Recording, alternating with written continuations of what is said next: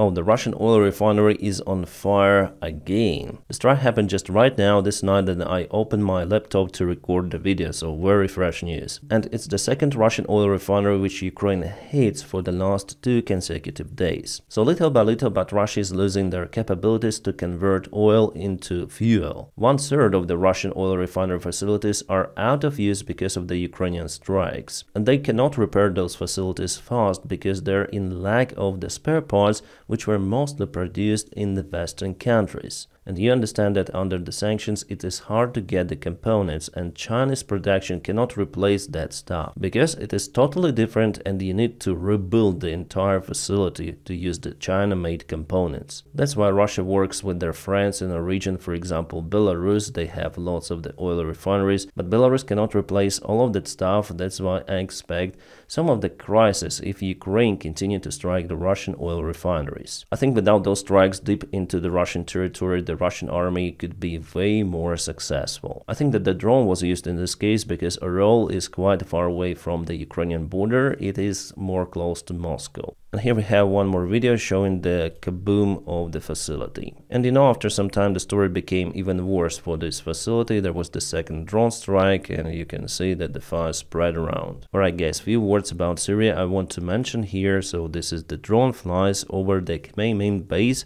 which is still out there, and still Russians operate that military airfield with their aviation. Yes, they do not fly to bomb civilians with their bombers as they usually do, but as you can see the vehicles are moving and everything seems to be okay. You may see even the Russian fighter jets out there, not just fighter jets but the tactical bombers Sukhoi 24. And it became known that Russia wants to regulate the presence of their military bases in Syria with a new power which took control over that part of the Syria at least. And the Russian transport airplanes also continue to fly towards that military base. On this map you may see lots of the Russian military bases marked with the Russian flags. There were also on the north, there were mostly on the south and west of the country. So since Russia is still presented there, the pro-Russian military bloggers said that Russia will stay in Syria. But according to the real footage from the place and the information spread by the other sources, Russia after all will withdraw their military bases from Syria completely. After the Assad regime fall, it's been guaranteed for Russia to move out their forces safely, so no one is shooting towards those. And all of their forces are now basically heading towards Khmeimim base. Here we see the Russian convoys, Kamaz trucks, some of the other fuel supplying vehicles, so all of that will be taken out from Syria. You speak English? Where are you going? Where are you going? Home? Russia. You're going to Russia. You're going home. Yeah. Okay, goodbye. Goodbye, Russia, go home. It's just a random driver filming the Russian military convoy on their way to Khmeimim base. Yeah, I may say that the Russian army after all will stay in Syria with their military bases. There is the small possibility of it. I give it just a couple of the percent. Because after all it depends on a single person, Recep Tayyip Erdogan, and whether Russia will be able to negotiate with him. But I think that Erdogan doesn't want to keep the Russian forces in Syria after all, because those, first of all, were bombing the pro-Turkish forces. Also, why should Russia keep their influence in Middle East? Because Turkey may take it overwhelmingly. Well, it all depends also on Turkish negotiations with Europeans and first of all France, because by cutting the Russian military bases, Russia will definitely struggle in Africa. And we have one more evidence that Russia leaves Khmeimim. For example, this S-400 system, it is not deployed. It's in a stowed transport position. So why should you stow the air defense system if you plan to stay in that airfield? No, they just want to send it back to Russia, that's it. And Russia lost one more Panzer 1S air defense system. It happened not far away from Damascus. As Russians said, it was hit by the Israeli Air Force, but it seems like Russians destroyed it themselves. It's the second system like that I see with the similar damages. I guess because of the airstrike, this system would be completely kaboomed, but the main module part is still okay. But definitely Israel hits many of the places. We have some sort of the drone images from the place. This is the military airfield. which was struck by the Israeli aviation. They do not want rebels or nowadays the Syrian government probably to get that weaponry. We'll see in the coming days whether Erdogan permits Russia to stay in Syria or no. I think no. My friends, if you really want to support the job that I do on YouTube, you may join me on Patreon. I will put the link for my Patreon page in the video description just below. Thank you so much for maintaining my motivation there. The last night it was again the big Russian strike on Ukraine. Russia used many of the cruise missiles, drones. Most of the air targets were intercepted by Ukrainian air defense, but still many of the missiles went into the energy infrastructure, damaging mostly substations, which led to the blackouts in many of the areas, cities, settlements of Ukraine. Well, that will be repaired, but the problem is that Russia strikes Ukraine almost every night. At the same time, the sources like Financial Times are forecasting that Russia will use Oreshnik in Ukraine once again, and it might happen in the coming days. Well, that was forecasted, I guess, 4 days ago, something like that, but it seems like Russia delayed the strike a little, and I thought, what Russia could potentially strike in Ukraine with this kind of the missile to show some sort of the devastation or success. Because as for the last strike, judging on the satellite images, the damage wasn't really done. Well, maybe as Putin threatens from the beginning of the war, by the way, they want to hit a decision-making points. But that may not work for two of the reasons, because this missile, after all, there is the chance for it to be intercepted by Patriot systems, and there are many of those around Kiev. So if this super-duper missile is intercepted, Putin would look like a baby who shit his pants, because he screams Oreshnik, Oreshnik, Oreshnik everywhere. And the second thing, that there's just a dummy warhead possible to install there. So two versions, dummy warhead or a nuclear warhead, as we know from the last strike of Oreshnik on Dnipro. And the dummy warhead is basically a piece of metal which flies with a very high speed towards the ground, causing some of the damages to the underground facilities, for example. So what the dummy warhead could do to the building, just create a big hole, okay. So even the Russian short-range Iskander missile does more damages compared to Oreshnik. But Putin in his speech already compared Oreshnik to nuclear weaponry without the nuclear warhead, which is kind of strange. And the third thing, that this missile is quite expensive. So what's the purpose of it without the nuclear warhead? I don't know. And we also heard the reaction of the Western media and the Western officials and politicians. Mostly they say that Oreshnik is just useless. So the threats from Russia are useless too. There's just the part of the strange community like Joe Rogan who say that Ukraine wants to start the Third World War together with Biden. Yeah. Well guys, before we go to the other very important news, let me tell you about the not good update for Ukrainian army which happened in this area. You may basically say that the worst case scenario started to happen. The Ukrainian soldiers in Hanivka, Romanivka and Vesely High were trapped, because yesterday Russians advanced towards Uspenivka and northbound from Trudove. Yeah, you may say that it's not the red area, but the gray area still traps the Ukrainian army. Now the only way for Ukrainian soldiers is to go out with heavy fights away from the place. Yeah, yesterday I was so emotional about the case, because even for me, for the stupid YouTuber, it was understandable that 1 week ago, like 1 week ago or even before, that it was the time to evacuate Ukrainian forces from this region. But now how can you do it? Like, you cannot send the extra forces here. Again, there will be losses, and as you see, there is this pocket which also creates additional risks for the possible attack. And Russia also extended this vector from Dano, so potentially they may trap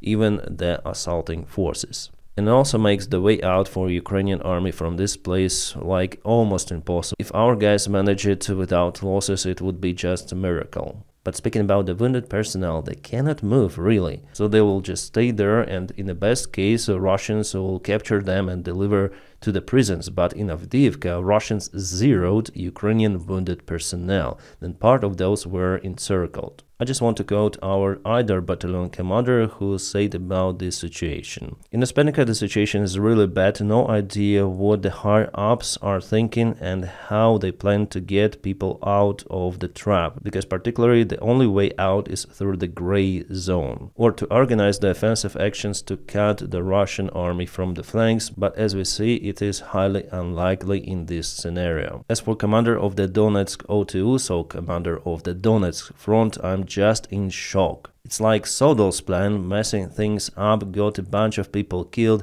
and calmly moved on another position. Sodol's plan, he means the commander Sodol, who was removed from his position before and who did lots of the bad things for Ukrainian army. By the way, he's not being prosecuted or investigated. He left the Ukrainian army, that's it. As by the way, the commander of the Donetsk front was dismissed from his position yesterday, probably because of that encirclement. We have even the report about it in Financial Times. Ukraine's ex-commander as Russia advances on key logistic hub. So the commander of this entire group was dismissed, but again, he's not being persecuted or something, just dismissed, and he will go command in other area. Ukraine urgently needs reforms in its army. It's not about Trump, it's not about the Western military support, it's about the Ukrainian system which doesn't work properly. I'm 100% say that the Ukrainian generals responsible for that case are not competent or they work for Russia. Because as I say to you, even like 10 days ago, I think more than 1 week after all, that it's better to evacuate Ukrainian army because there is the risk for them being trapped in this area. And there could be around 200 Ukrainian soldiers. Yeah, you may say it's not a lot after all, but first of all, those are the human lives. And if they're encircled, it obviously lowers the morale of the rest of the Ukrainian soldiers. So I personally consider the actions of the Ukrainian command in this particular area as the direct sabotage. Was it done for purpose or not? Well, only investigation may show, but something tells me that it will not be started. The Ukrainian army system, well, not just the army system, but Ukraine in general should change, or Russia will win in this war. That's not my words, that's our soldiers usually say. And also volunteers who as usual do more than Ukrainian government in many of the areas, especially if we speak about the drones. So yeah, I'm frustrated because even for me it was understandable, but not for Ukrainian military command, which has more information and more data from the front lines. So I just hope that our guys somehow will get away alive from this trap. And because of those kind of the cases, there are no volunteers willing to join Ukrainian army any longer, unlike it was at the very beginning of the war. They never queued to the military conscription centers. Now people understand that because of the stupid commanders, they may lose their lives. And there will be no any circumstances for those commanders. For the last 24 hours, there was the little movement of the Russian army near Novotroitsky, just the expansion of the gray zone for a few meters. And there is also the gray area fluctuation in Kurakhove, that's it. There was also the small counterattack of the Ukrainian army near Kolpanki, it's the border between the Kharkiv and Luhansk oblasts. There Ukraine got part of the settlement under control. Probably those are the only good news if we speak about the front lines. To some of the political news, Trump became a Person of the Year by the Time magazine. There was also the interview of his published as an article, where he actually said that the support of Ukraine is important because it's one more lever to act on Russia. So maybe United States will continue to support Ukraine, but the scale of the support will drop compared to the Biden's administration. Trump stated that the permission for Ukraine to use the long-range missiles on Russian territory is basically the escalation of the war. It should have been avoided, but it's yet unknown whether Donald Trump will cancel that permission for Ukraine. Because, for example, Trump's advisor Kit Kellogg said that it was a good decision to give the permission for Ukraine to use ATACMS on Russia. And also Trump there concluded and confirmed that resolving the conflict in Ukraine is way more difficult than he thought before. He said that it is even more difficult than the situation in the Middle East, and the Middle East is basically unresolvable situation for decades ahead. By the way, we're gonna speak about the perspectives for Iran under Donald Trump's administration, yes, a little later. Well, still Trump will try to negotiate over Ukraine, but at the same time he admits that it will be very, very difficult. But understanding of the reality, I think, didn't even came to the Trump's administration team. For example, Kellogg said that Trump may organize direct negotiations between Zelensky and Putin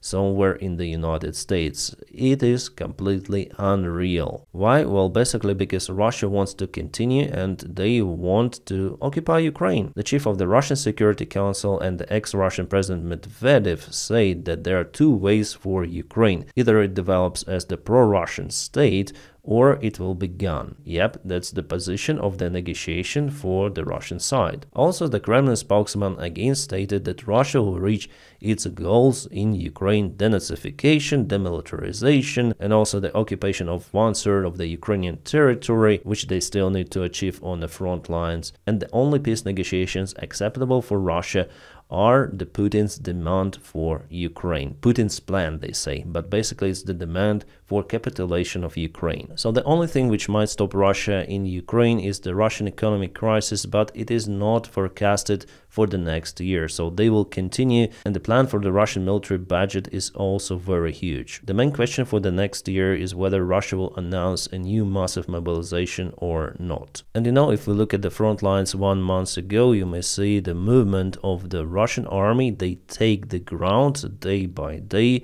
So why should they negotiate? Like, if they think that they have the resource for the military campaign. Moreover, after all, we expect that Russia may start a new offensive action somewhere in Zaporizhia. Yes, Russia has tremendous losses, but somehow they managed to get volunteers to the front lines. Well, I know why and how they do it. They just pay lots of the rubles. For most of the Russian people who live in poverty, those funds are just crazy. They have never seen that stuff in their lives. And even now they're accused towards the Moscow conscription centers because they pay a lot in Moscow. So people continue to come to Moscow to sign the contract there. In Ukraine, by the way, soldiers do not have that motivation. The only motivation is to fight for the land. But you just can't motivate everyone with that. And it's not just about Ukraine, it's about all of the countries. For example, people in Poland were asked whether they're ready to defend their country in case, for example, Russia attacks them. Well, just a little more than 20% of the men who are in the service age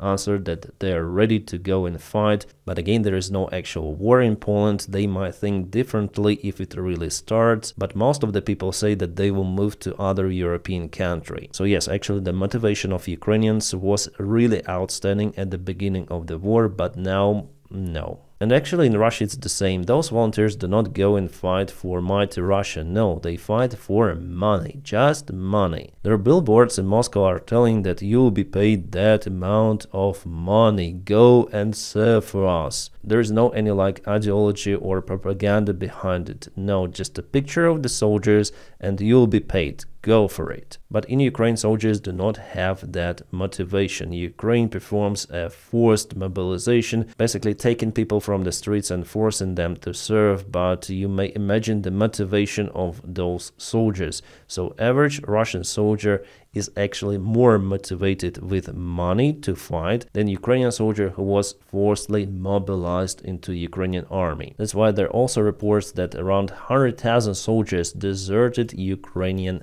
army because they don't see the real motivation and the situations like that on the front lines. I may definitely say that morale of Ukrainians dropped a lot, and Russians are not blind. They see it and they want to push even more. And I also blame the Ukrainian system and Ukrainian government for it as well, because of the many of the corruption scandals and incompetent command in many of the cases, lack of reforms and so on. So our enemy is actually using that stuff in their own way. And you know, guys, unofficially this number is 2 times larger. I've recorded the video, I guess, this spring, telling why Ukraine failed with its mobilization and why the motivation evaporized. I shared this video on my Patreon, but I think I should open it for everyone just to understand. Le Monde published the article saying that despite Ukrainian forced mobilization of the men, the rate of the mobilization in Ukrainian army dropped dramatically from 35,000 soldiers to 20,000 per month. Le Monde says that Ukraine is unable to compensate its losses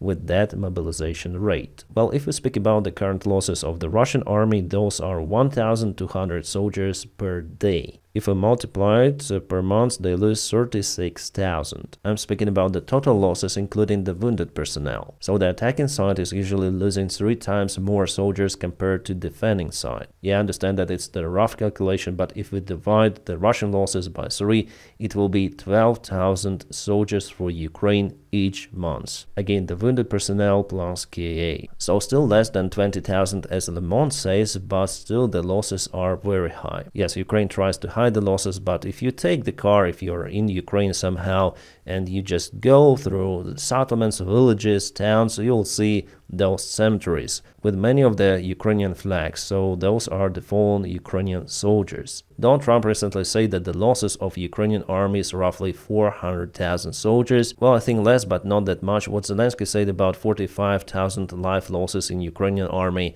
no, it's not real. And ask every Ukrainian, they do not agree with that number because they see what is happening. So yes, for Ukraine, for the future of the country, it's important to stop this war. But Russia doesn't want to stop. Putin wants to occupy Ukraine. It is understandable, and what lever Trump has to act on Putin, I think it's absent. You probably already saw this clip that was shared by the Trump Jr., Trump's son, how Donald Trump just kicks Zelensky off and becomes the person of the year. Well, actually not just Zelensky, but people of Ukraine. Well, you know my attitude towards Zelensky, but after all, he represents Ukraine. So basically, Trump's son shows his attitude not just towards Zelensky, but towards Ukraine and Ukrainians. Yeah, the world is the magical place. Before, you could see that stuff just on the Russian propaganda TV. But now, just no words. Guys, as you know, Macron wants to build some sort of a coalition from the European countries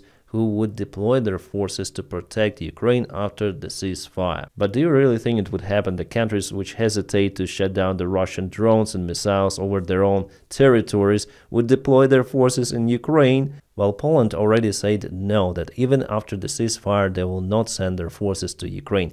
That is how they are afraid. Yes, Polish or other European officials in their speeches, they always supportive towards Ukraine, they always speak how much they support Ukraine. But in fact, they show with their actions that they're frightened by Russia. And Macron, well, he will not deploy the forces on his own. This step is quite unpopular in European countries. Plus, Russia will never accept it. In that case, why should they need the ceasefire? For the foreign forces to be deployed in Ukraine, and that makes the further movement of the Russian army impossible, because in case of the attack of those forces by the Russian troops, there will be some of the bad circumstances for Russia. That's why there is basically no reason for Russia to stop. Till they have their economy alive, they will continue. So here we have the official public opinion poll by the European Parliament, and here we go with the military support aid for Ukraine. And let's go to France over here. So 20% of respondents in France support the France increasing its military and strategic support for Ukraine. 20%, with 39% preferring a reduction or end to this assistance. 26% think that support should be continued at current levels. So if 39% of the respondents are against the increasing military support of Ukraine, do you think that the possible deployment of the French forces in Ukraine would be popular in France? That's why I'm sure that Macron in his current political state will never do it. Again, alone, if there will be the common decision, well, there could be variants. For this reason, he is searching for the possible allied countries. Well, Donald Trump also might play his role here if he thinks that the deployment of the European forces in Ukraine would stop the war. He might push some of the countries, including Poland, by the way, to agree on that mission, but honestly, guys, I don't think that it is real. Yeah, guys, probably I'll get more hate after today's video. Why do you say about the problems in Ukraine?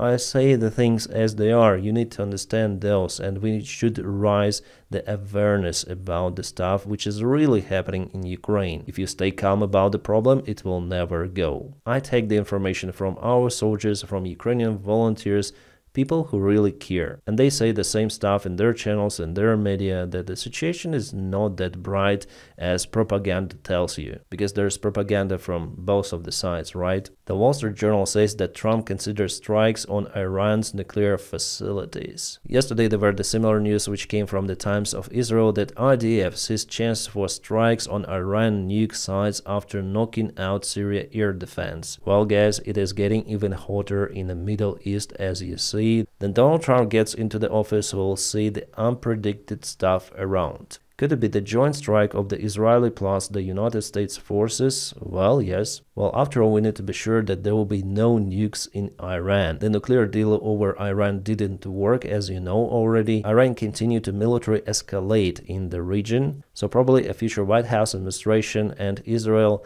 think that the only way to deal with nukes is to strike the nuclear facilities. The good news for Ukraine, a new military support package was announced by the United States of America. In the coming weeks, Ukraine will obtain more goods. And here you can see the list. It is very similar to the previous military package with vehicles and artillery shells, plus the shells for the HIMARS and so on. Interesting, Russia banned a Viber messenger. Before, like 1 week ago, there were some of the rumors that Russia is going to ban Telegram. But after all, they banned Viber, well, maybe they are going to ban Telegram also. Viber used to be kind of popular in Ukraine, but mainly now people switch to Telegram and Signal. WhatsApp is not popular in Ukraine, but in Europe it is. Kadyrov, long time no see. He was welcomed to Kremlin and Putin gave him a medal. Kadyrov is almost the same height as Putin, as you see. He tried to escape, but Putin stopped him for the photo. Here Kadyrov looks like a small boy running to his master, but in fact he just hates his master and just waiting for the proper time to get more power. Yeah guys, it's a Merry Christmas and a Happy New Year in Russia. Some sort of the show for very young kids with Russian tanks in one of the elementary schools. And this is the Russian Santa. Oh my god. Shit.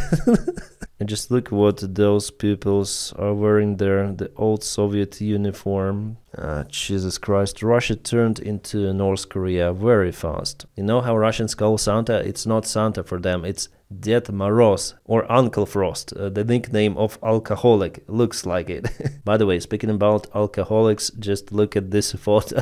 This guy is Viktor Zolotov, the head of the Russian Rosguard, who obtained the highest reward in Russia, a medal of the Hero of Russia. Judging on his face, he is hero for eliminating the most amount of alcohol. And the interesting thing here is on the ground. Kadyrov follows the Putin footsteps, basically footsteps. Just look at this base, or how do you call it, soul maybe, compared to this tiny one. Well, it seems like Putin shared some of his secrets with Kadyrov of how to look higher. Yeah, it's really funny. But Kadyrov, look, you still have many more medals to go to reach that perfection. Just drink more and you'll have your rewards. Yeah, the Russian elite is just outstanding. Now guys, please don't forget to press your huge like to this video. By doing so, you help me a lot. As usual, I wish you all a peaceful sky wherever you are and have a great time.